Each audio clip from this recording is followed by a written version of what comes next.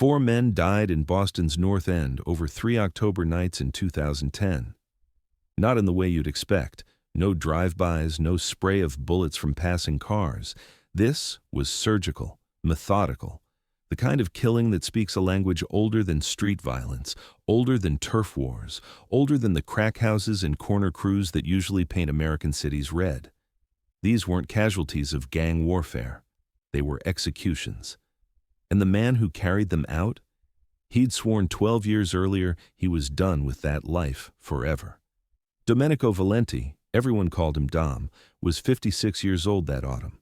He'd walked away from the Borghese crime family in 1998, turned his back on everything he'd known since he was 16, tried to build something clean, a restaurant, a family that didn't bleed for a living, a life where his sons wouldn't have to choose between loyalty and a prison cell. For 12 years, he almost made it work. But here's what you need to understand about Boston's North End in 2010. It's a neighborhood where history doesn't die. It just waits.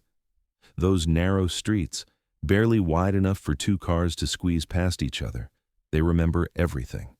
The old men playing cards outside the social clubs, they remember. The women hanging laundry from third-floor windows, they remember. And the families, the real families, the ones that run things from basement offices and back rooms of restaurants, they never forget who you were, even when you're trying to become someone else. The Borghese family had been a fixture in North End for 70 years. Dom's father, Carmine Valenti, had been a legendary capo in the 70s and 80s. Old school, respected, the kind of man who settled disputes with words before violence, who kept the neighborhood safe even as he bent its laws. Dom had followed that path. By 30, he was a made man. By 40, a capo himself. But unlike his father, Dom saw where it ended, prison or a bullet, maybe both. So he got out, paid his respects, made his peace, opened Valenti's Ristorante on Salem Street, married a woman from outside the life, Maria, a nurse at Mass General, someone who'd never heard of the Borghese family and didn't care to learn. They had 2 sons, Marco, born in 1980, and Vincent in 1983. Dom also raised his nephew Anthony, his younger brother's boy, after his brother was killed in Afghanistan in 2003. For 12 years, it worked. The restaurant thrived. His sons grew up clean. Marco became a contractor. Vincent worked construction. Anthony was finishing college. Nobody in the life. Nobody with blood on their hands. Then Maria got cancer. Breast cancer, stage 4, diagnosed in 2007. She fought for 3 years, and Dom watched her disappear inch by inch until November 2009, when she died in a hospice bed, holding his hand, making him promise one thing: keep the boys clean, keep them out. He promised. 8 months later, on June 18, 2010, at the funeral of the old boss, Giovanni Borghese, dead at 83, that promise was tested in a way Dom never anticipated. And what happened next, over those 3 October nights, would force everyone who knew him to ask one question they could never quite answer. Was Dom Valenti a monster who'd been hiding behind a restaurant apron? Or was he a desperate father driven to darkness when the world he'd escaped came back demanding payment in his son's blood? If you have the courage to hear this story, leave a like and subscribe to the channel. But I warn you, this narrative contains extreme violence, depictions of organized crime, and moral questions that don't have clean answers. The events are based on real patterns of mafia violence and family honor codes. Viewer discretion is strongly advised. Boston in 2010 was a city caught between its history and its future. The North End, that tight-packed square mile of Italian heritage pressed between the waterfront and the expressway, was gentrifying. Young professionals were moving into renovated apartments, boutique shops were replacing old social clubs, and the neighborhood's character was shifting like sand beneath the feet of families who'd lived there for generations. Let me tell you about Dom Valenti before he became the man you're going to hear about, because understanding what he was matters if you want to understand what he became. Domenico was born in 1954, right there in North End, in a third-floor walk-up on Prince Street. His father, Carmine, ran numbers for the Borghese family. Nothing major, just neighborhood business. But Carmine had something rarer than muscle or cunning. He had respect. People came to him with problems, Disputes over money, fights between families, trouble with cops or city officials. Carmine could smooth things. He spoke quietly, never raised his hand unless absolutely necessary. And when he gave his word, it held weight like iron. Dom grew up watching his father operate, learned that respect wasn't about fear, it was about being solid. Being a man whose word meant something. In a world where everything was negotiable, where loyalty shifted with profit, Carmine Valenti was granite. By 16, Dom was running errands for the family. Small stuff, delivering messages, picking up envelopes, watching corners. The Borghese organization wasn't huge, maybe 50 made guys, but they controlled North End, East Boston, parts of Charlestown, longshoremen's union, construction contracts, garbage collection, loan sharking, some bookmaking. Traditional business, the kind that had fed Italian families in Boston since the 20s. Dom was smart, quick, loyal. By 25, he'd earned his button, made man, inducted in 1979 in a basement ceremony on Hanover Street. His father stood beside him. It should have been the proudest moment of both their lives. 3 months later, Carmine died. Heart attack, massive in his sleep, 62 years old. Dom found him in the morning, peaceful, gone. And something in Dom cracked that day. Because he realized his father had spent 40 years in this life, had been respected and feared and powerful, and in the end, he died in a rented apartment with nothing to show for it except scars and a reputation. But Dom was made now. You don't unmake that. So he worked. He ran loan shark operations, managed collections, oversaw a crew of 6 guys. He was good at it. By 1988, he was a capo, 34 years old, running a significant piece of the Borghese operation, making money, building power, exactly where he was supposed to be. He met Maria in 1989, completely by accident. One of his guys got stabbed in a dispute, nothing fatal, but enough to need stitches. They couldn't go to a hospital where cops would ask questions, so they found a nurse willing to do house calls. Maria Rodriguez, 28, daughter of Portuguese immigrants working at Mass General. She'd grown up in Somerville, knew nothing about the North End, about the families, about any of it. She patched up Dom's guy, asked no questions, left. Dom couldn't stop thinking about her. He tracked her down, not in a threatening way, just showed up at the hospital with flowers, asked her to dinner. She said no 3 times before she said yes. They were married in 1991. Marco was born in 92, Vincent in 95. And Maria, bless her, she knew what Dom did. You can't be that blind. But she made him a deal. He could keep doing what he did, but the boys would never know the details. They'd grow up thinking their father ran a consulting business. They'd go to good schools. They'd have choices he never had. Dom tried. He was careful, kept the violence away from home, never discussed business where the boys could hear. But by the mid-90s, he was seeing where it all ended. The FBI had started hammering the Boston families with RICO cases. Old bosses were flipping, becoming cooperators. The younger generation was reckless, more violent, less disciplined. The money was good, but the game was changing. In 1997, one of Dom's crew members, a kid named Paulie, only 24, got shot 8 times in front of his mother's house. Retaliation for something stupid, a disrespect over a girl. And Dom stood at Paulie's funeral, watched his mother collapse over the coffin and thought, this is my son's in 10 years if I don't stop it now. So in 1998, Dom went to Giovanni Borghese, the boss, sat down in the back office of a social club on Hanover, laid it out straight. I want out. I'm tired. I've been loyal. I've earned money. I've done right by the family. But I'm 44 years old, and I want to see 50 without looking over my shoulder. I want to open a restaurant, run it clean, be nobody. Giovanni looked at him for a long time, then said, you understand what you're asking? There's no halfway. You walk away, you're out. You don't come back asking favors. You don't use the name. You're just another citizen. That's what I want, Dom said. Giovanni nodded. Out of respect for your father, I'll allow it. But your sons, if they ever try to come in, if they ever show their faces asking to join, I can't protect them from the younger ones who'll want to test them. You understand? They won't, Dom promised. I'll make sure of it. And just like that, after 22 years, Dom Valenti walked away. The restaurant opened in January 1999.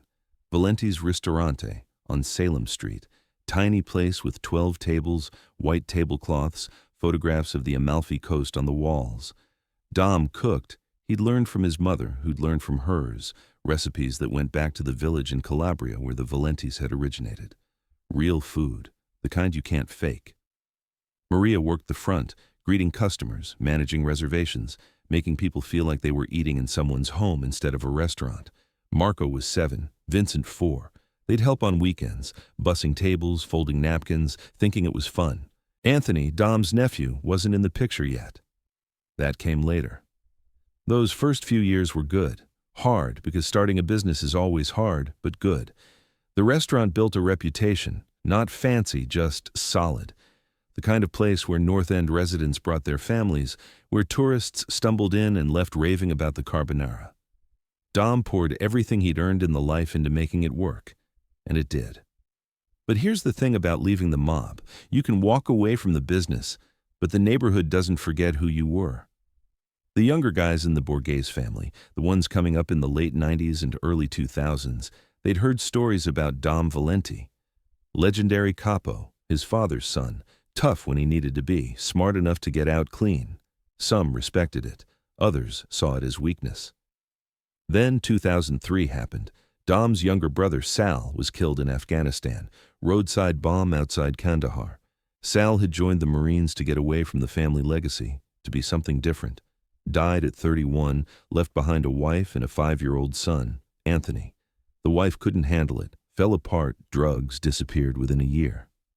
Anthony ended up with Dom and Maria, so now they had 3 boys. Marco was 11, Vincent 8, Anthony 5. The restaurant was doing well enough to support them all, but it was tight. Dom worked 14-hour days, 6 days a week. Maria picked up extra shifts at the hospital. They were getting by, not comfortable, but making it work. Marco grew up solid, smart kid, good with his hands, wasn't interested in college, started working construction at 18, learned the trade, became a contractor by 25. Vincent was different, more social, more street smart, more like Dom had been at that age. He worked construction too, but you could see him watching the neighborhood, noticing how things worked, who had power. Dom watched him carefully, made sure he stayed on the right side of that line. Anthony was the quiet one. Lost his father at 5, barely remembered him, grew up knowing Dom as his dad. He was the smartest of the 3, got into UMass Boston, was studying business. Dom was proud of all 3, but especially Anthony, living proof you could break the cycle. Maria held them all together. She was the one who made the house a home, who kept the boys grounded, who reminded Dom why he'd walked away in the first place. Without her, the whole thing would have collapsed. Then, in 2007, she started feeling tired all the time. Thought it was just age, stress, the restaurant grind. By the time they caught it, breast cancer stage 4, it had metastasized to her lymph nodes, her liver. The doctors gave her 12 to 18 months. She lasted 26 months, fought like hell, chemo, radiation, experimental treatments. Dom spent every penny he had, mortgaged the restaurant, didn't care. The boys rallied around her. Marco took over managing Dom's contractor job so he could spend more time at the hospital. Vincent handled the restaurant front when Maria was too sick. Anthony put college on hold. She died November 3, 2009, in a hospice room in Charlestown. 67 pounds, unrecognizable from the strong woman she'd been. Dom was holding her hand. The boys were there. Maria looked at Dom, barely able to speak, and whispered, "Promise me, keep them clean, keep them out." "I promise," Dom said. "I swear on my father's grave." She died 2 hours later. They buried her at St. Michael's Cemetery in Roslindale, small funeral, family and friends from the neighborhood. Some of the old guys from the Borghese family showed up out of respect. Giovanni Borghese sent flowers, a beautiful arrangement with a card that said, "A good woman, condolences." Dom appreciated it, even though it reminded him of the world he'd left. After Maria died, something in Dom shifted. Not broken exactly, but hollowed out. The restaurant was a reminder of her, every table, every dish, every customer she'd greeted. But he kept it running because that's what she would have wanted. The boys tried to help, but they were dealing with their own grief. Marco threw himself into work. Vincent started drinking more. Anthony went back to school, finished his degree, graduated spring 2010. And through all of it, Dom kept his head down, kept the promise, kept his sons away from anything that might pull them toward the life he'd left. He was 66 years old when Maria died, had been out of the game for 11 years, and he was determined to die a nobody. A restaurant owner, a father, nothing more. Then, June 18th, 2010 happened. Giovanni Borghese's funeral. And Dom learned something he should have known from the beginning. You never really leave the life. It just waits for the right moment to remind you who you used to be. While Dom Valenti was building his quiet life, the Borghese family was transforming into something his father wouldn't have recognized. Giovanni Borghese had run the family since 1975, 35 years of steady, careful leadership. He'd survived the mob wars of the 80s, the RICO prosecutions of the 90s, by being smart and ruthless when necessary but never reckless. He kept the business traditional: unions, construction, loan sharking, some bookmaking, light drug distribution through proxies who couldn't be connected back to the family. He avoided the flashy violence that brought federal attention. But Giovanni had a son. Matteo Borghese, born 1976, grew up knowing he'd inherit an empire. And Matteo was nothing like his father.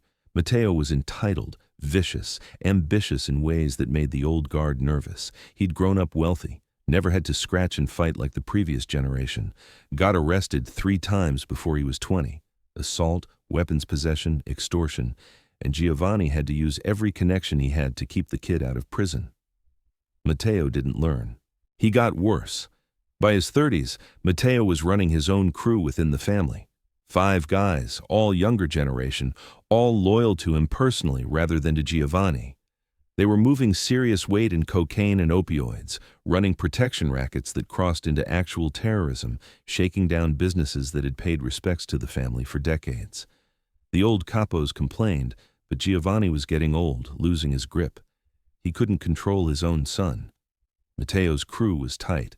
His underboss was Frankie Bones Lombardi, 33, a psychopath who'd done 8 years in Cedar Junction for attempted murder, came out meaner. There was Sal Russo, 31, who ran their drug distribution, former college athlete turned dealer.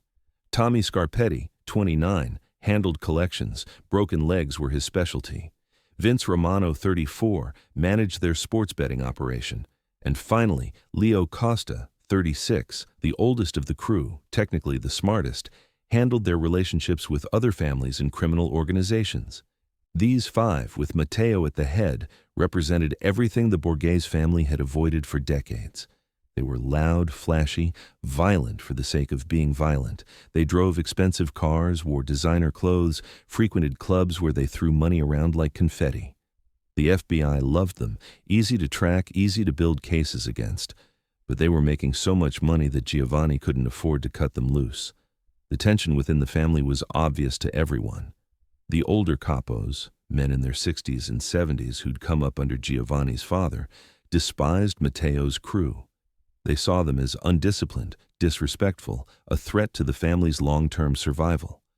But Matteo had youth and violence on his side, and in 2010, that was counting for more than wisdom and tradition. Giovanni died on June 14, 2010. Heart attack in his sleep, 83 years old. There was no succession struggle because there was no real alternative. Matteo was the son, he'd been positioning himself for years, and he had the muscle to back his claim. At the funeral on June 18th, Matteo formally took over as boss. The ceremony was traditional, held in the back room of the social club on Hanover Street, but the message was clear. New rules, new methods, new family. And Matteo had a particular obsession, the children of former made men who'd left the life. See, Matteo believed that once you were made, once you took the oath, you could never truly leave. You could retire, you could step back, but your blood was still family blood, and if you had sons, those sons belonged to the family too, whether they wanted it or not. It was a twisted interpretation of tradition, one that most of the older generation rejected, but it was Matteo's philosophy, and now he had the power to enforce it. There were 3 families in North End with this profile. Guys who'd been made in the 70s and 80s, gotten out in the 90s, now had adult sons in their 20s. Matteo wanted those sons brought in, willing or not, partly for power adding young soldiers to his crew, but mostly for principle. To prove that nobody left the Borghese family. Not really, not ever. Dom Valenti's name was on that list, and Matteo had particular feelings about Dom. See, Matteo's father Giovanni had allowed Dom to leave peacefully in 1998. Matteo had been 22 at the time, already in the life, already building his crew. He'd thought his father was weak for letting Dom walk away. You let one guy leave, everybody thinks they can leave, he'd told his father. Giovanni had dismissed it. Dom earned his peace. He was loyal for 20 years. His father was a legend. We honor that. But Matteo never forgot. And now, 12 years later, he was boss. And Dom's sons, Marco, Vincent, Anthony, were exactly the kind of young blood Matteo wanted in his crew. He knew Marco was a contractor, knew Vincent worked construction, knew Anthony had just graduated college. All three were strong, smart, had Valenti blood. They'd be assets.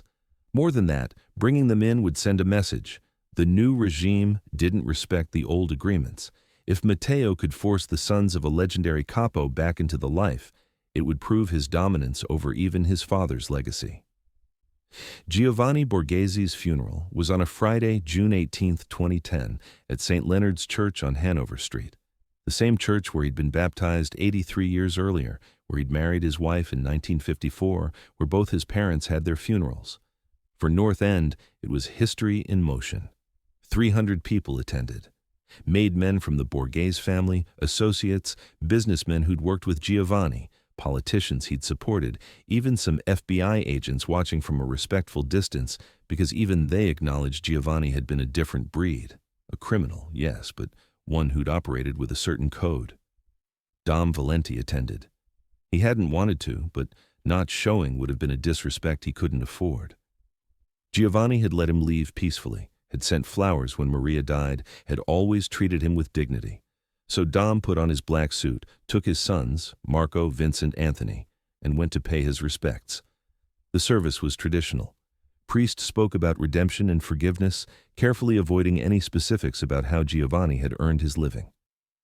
Maria Borghese, Giovanni's widow, sat in the front row, surrounded by family. Matteo sat beside her, his face appropriately solemn, accepting condolences from the parade of mourners.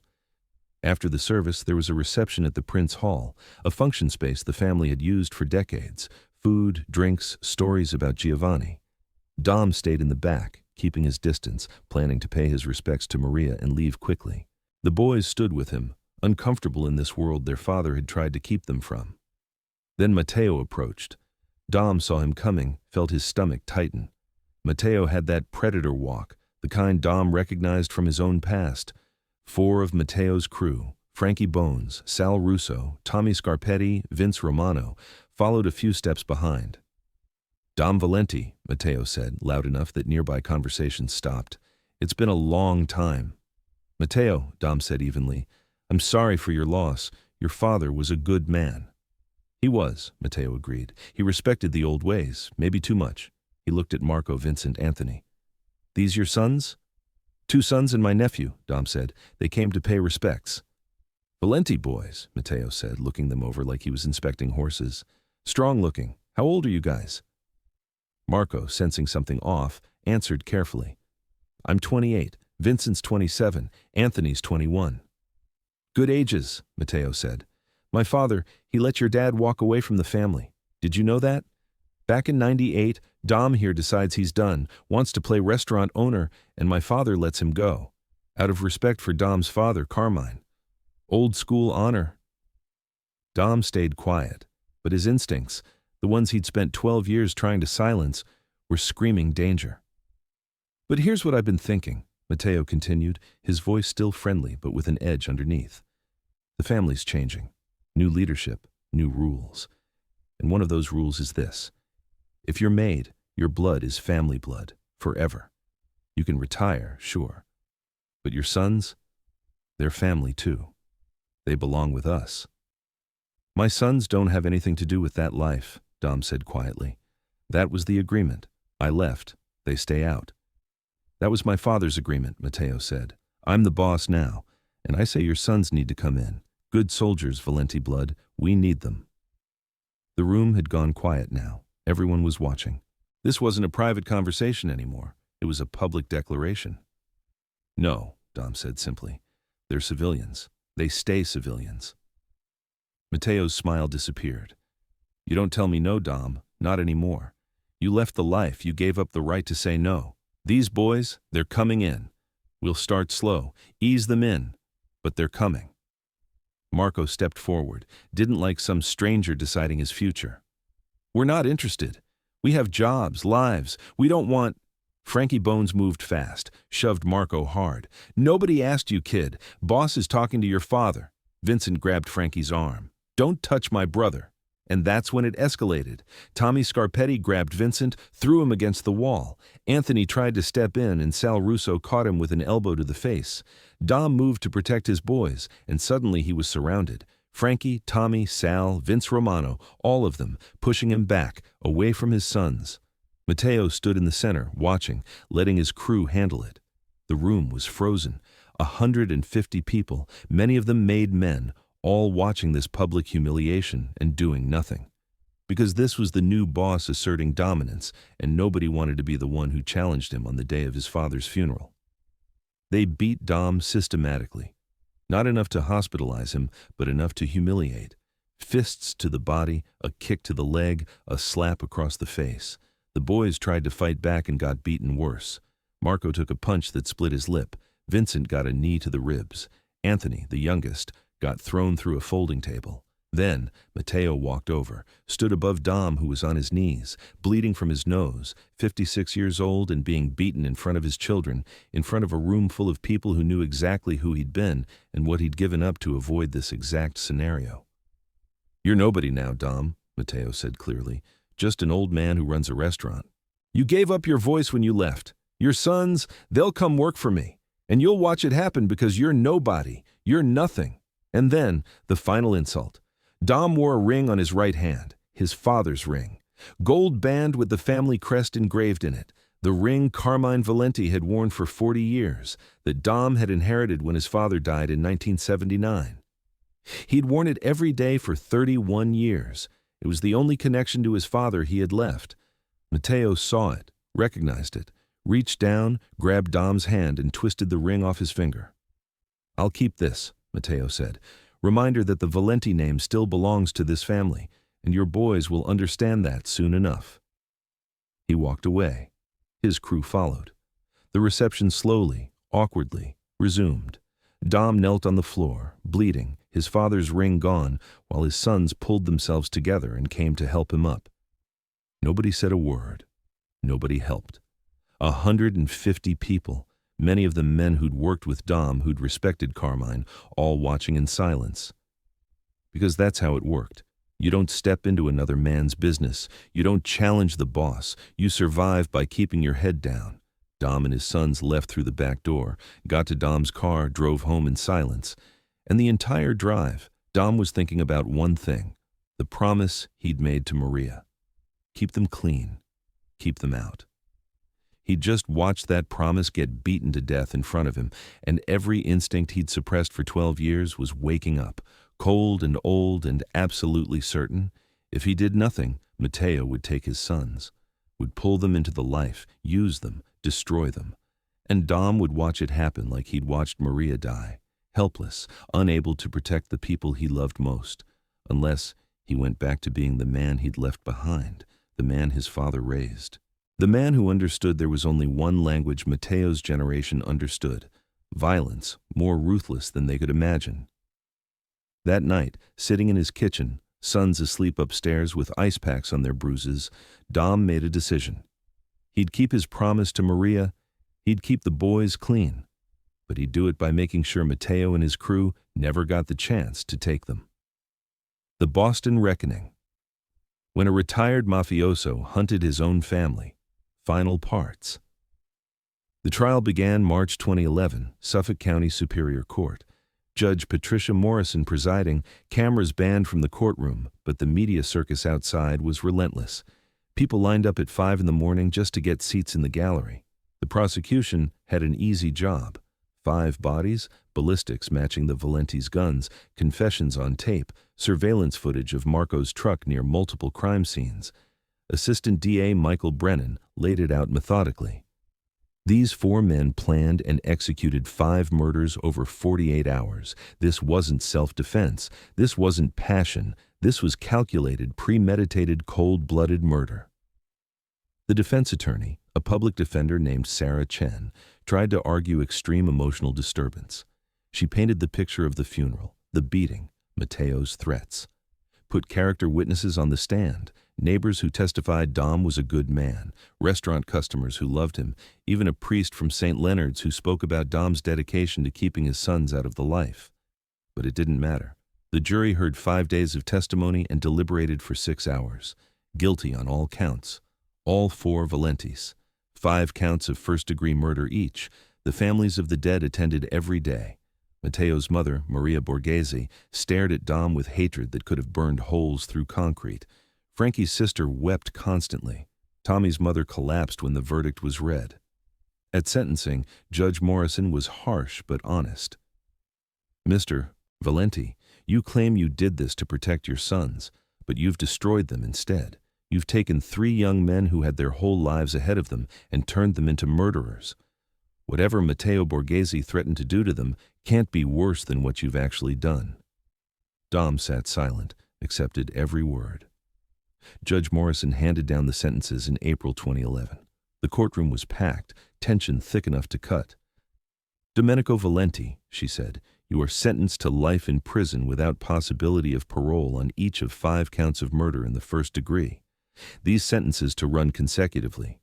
You will die in prison." Dom nodded once. He'd expected nothing less. "Marco Valenti, you are sentenced to 40 to 60 years. Vincent Valenti, 35 to 55 years. Anthony Valenti, as the youngest and showing the most remorse, 25 to 40 years with possibility of parole after 25. The boys didn't react. They'd known this was coming for months. They were separated immediately. Dom to MCI Cedar Junction, maximum security. Marco to MCI Concord. Vincent to MCI Norfolk. Anthony to MCI Shirley, medium security because of his age and minimal involvement.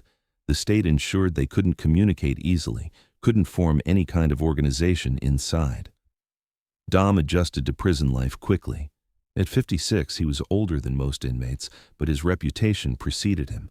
Former Borghese capo who'd killed 5 made men in 2 nights. People gave him respect and distance. He worked in the prison library, kept to himself, wrote letters to his sons that were often censored. The boys struggled more. Marco fell into depression, spent years in therapy trying to reconcile what he'd become. Vincent got into fights, did time in solitary, hardened himself into something unrecognizable. Anthony, the youngest, threw himself into education, got a bachelor's degree through prison correspondence programs, tried to become something other than a murderer. The Borghese family, meanwhile, collapsed. Leo Costa's testimony led to 43 indictments. The organization that had existed for 70 years dissolved within 3 years. Prison changes people slowly, like erosion. Dom aged fast behind those walls. By 60, he looked 70. By 65, he needed a cane. The wound from the Charlestown warehouse, the bullet graze that had seemed minor, left nerve damage that worsened over time. He never applied for parole, knew it was pointless, and truthfully, didn't want it. Prison was where he belonged. He'd taken 5 lives. This was the payment. Marco served 18 years before his first parole hearing in 2029. He'd transformed himself, got sober, became a mentor to younger inmates, showed genuine remorse. The board denied him anyway. "The crime is too severe," they said. He'd try again in 5 years. Vincent never made it to parole. In 2033, 22 years into his sentence, he was killed in a prison yard fight. Not mob-related, just random violence. He was 55 years old. They buried him next to Maria at St. Michael's Cemetery. Dom wasn't allowed to attend the funeral. Anthony got parole in 2035 after serving 24 years. He was 45 years old, had spent more than half his life in prison, released into a world he barely recognized. Smartphones, social media, a Boston he didn't know. He found work with a prisoner reentry program, helping other ex-convicts adjust. Married a woman he met at a support group. Never had children. The weight of what he'd done made the idea of fatherhood impossible. He visited Dom once a year, the only family contact Dom had left. They'd sit in the visiting room, talk about nothing important, avoid discussing the past. What was there to say? They'd made their choices. The victims' families carried their own life sentences. Maria Borghese, Matteo's mother, never recovered. Her only child, gunned down on his own doorstep. She became a recluse, died in 2018 at 79. Heart disease, the doctor said, but everyone who knew her said it was grief that killed her 8 years earlier. Frankie Lombardi's sister Gina channeled her pain into activism, started a victims' rights organization, spoke at parole hearings, fought against early releases for violent offenders. She's 62 now, still advocating, still carrying her brother's death like a stone. Tommy Scarpetti's mother never spoke about what happened, refused all interviews, avoided any mention of that October night. She died in 2020, and at her funeral, her remaining children said she'd never been the same after Tommy's death. The light went out of her and never came back. Sal Russo's girlfriend, the one who found him bleeding against his BMW, moved to California within a year. Started over completely, changed her name, refused to discuss that period of her life. She's alive somewhere, building a life separate from that trauma.